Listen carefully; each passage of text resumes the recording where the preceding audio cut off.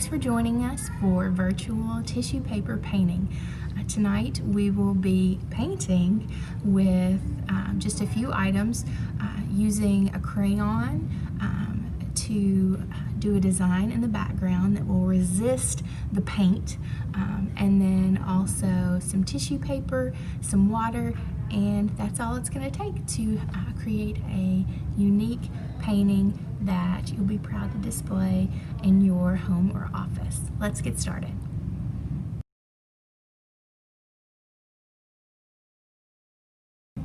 Okay, to start, you're going to take the piece of watercolor paper that you have in your craft kit. This is special watercolor paper. You'll notice has a little bit of a different texture and thickness to it.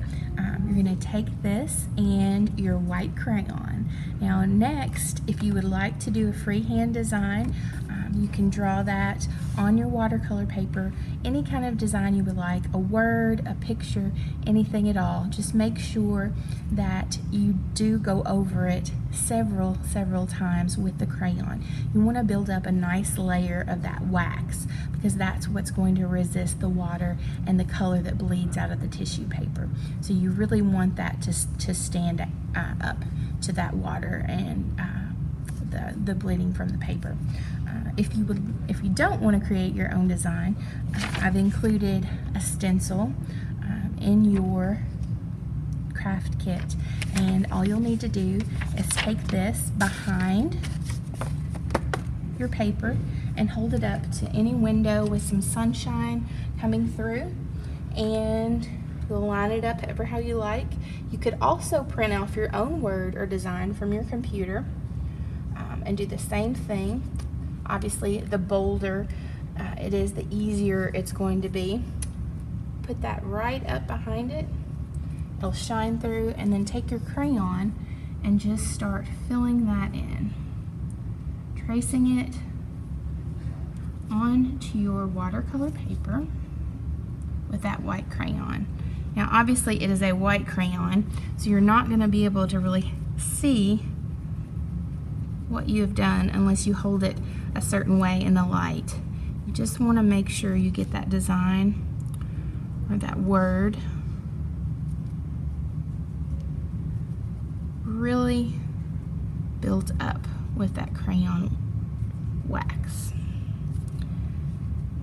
You'll want to go over it 3 or 4 times. This will take a little time, but the more layers you put on, the more sure that you can be that it's going to come through in your final painting.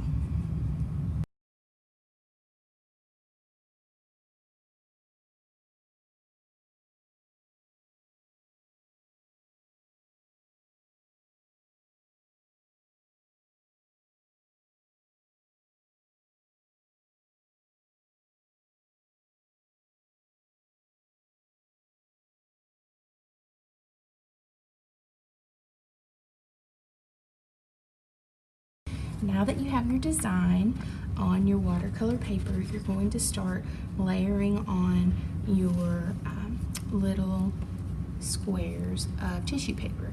Now this is specifically what they call bleeding tissue paper. It's a little bit different. You'll feel it's not as crinkly as normal tissue paper that you would put in a gift bag. I don't know that there's a ton of difference. That would work probably just as well, but you can find this at pretty much any craft store. So we have a different variety of colors here that you can do it your own pattern or just do just kind of a mix any way you'd like that to go. Also, you don't have to cover the complete area of your watercolor paper. You can leave some spots of the paper showing through. That looks really nice, or even on the edges. When we were practicing with this craft, we learned that the main thing that you need to remember is that you want to keep the surface really wet as you're placing these onto the paper. That's what's going to start the bleeding process from the tissue paper. So we need it really, that surface to be very wet. And also, we're going to do mainly just a single layer.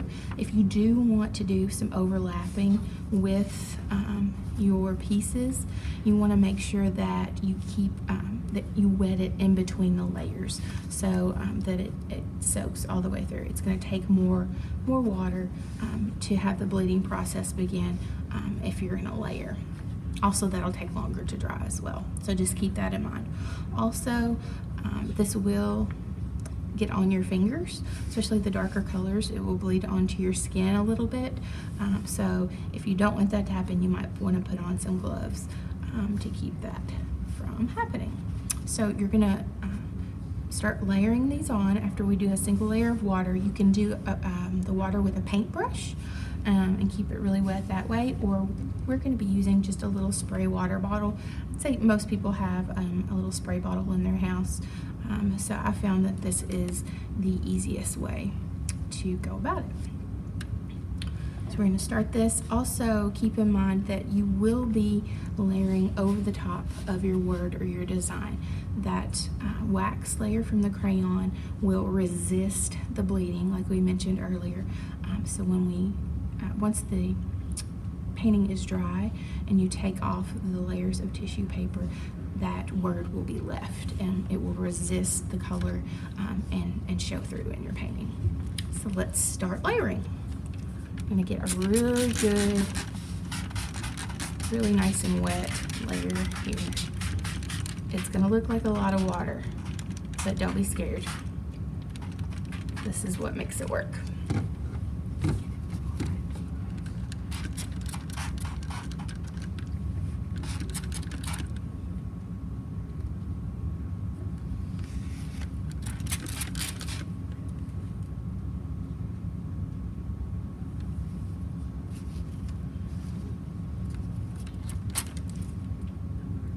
You'll see as you start layering them on that it'll start bleeding out a little bit, and that's what you want to see.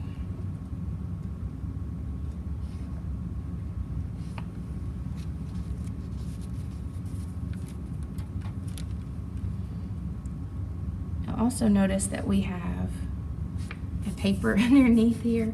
You want to do this where it's not going to make a huge mess on your surface. Might lay a tarp underneath, or if you've got a piece of cardboard or an old piece of paper, something that it's not gonna hurt to get wet or to get a little bit of that color on. You'll notice we're continuing to spray as we go along. It'll curve up a little bit on you there, but once it dries, you can always flatten that out again.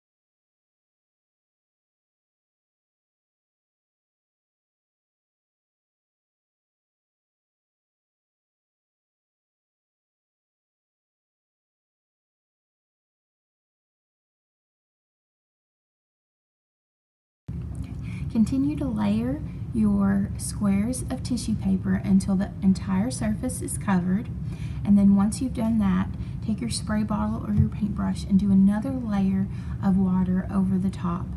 You want the layer to be a good layer of water. It'll even start to pool on top, but that's when you know that you're doing it right. You will see the colors start to bleed together, and that's exactly what you want. If it starts to pool a little too much in the center, you can tilt your paper off to the side and drain some of that water off, just so it'll dry a little bit more even with the colors, and it won't take so long. But do one more good layer of water over the top, and then just let it to dry. If you have a fan that you can put on low, or a ceiling fan that you can lay underneath, that'll speed up the process a little bit, but it's not necessary. You know, just step back and let it work, and once it's dry, we'll take off the layers of tissue paper and you will see your final product.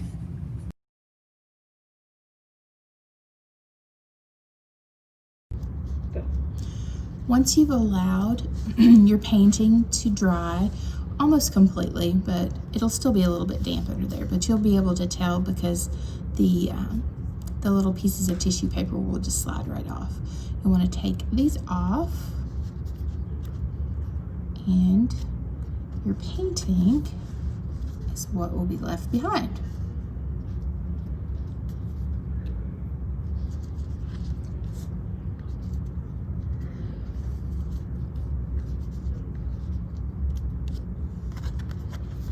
Some areas will be brighter and some will be a little bit more muted, but that's what makes it unique. Like I mentioned before, you're also more than welcome to do your own pattern with the colors that you prefer. If you want to do a specific design or color scheme.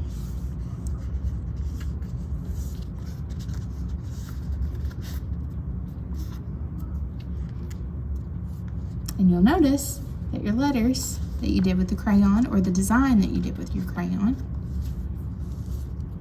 will show through.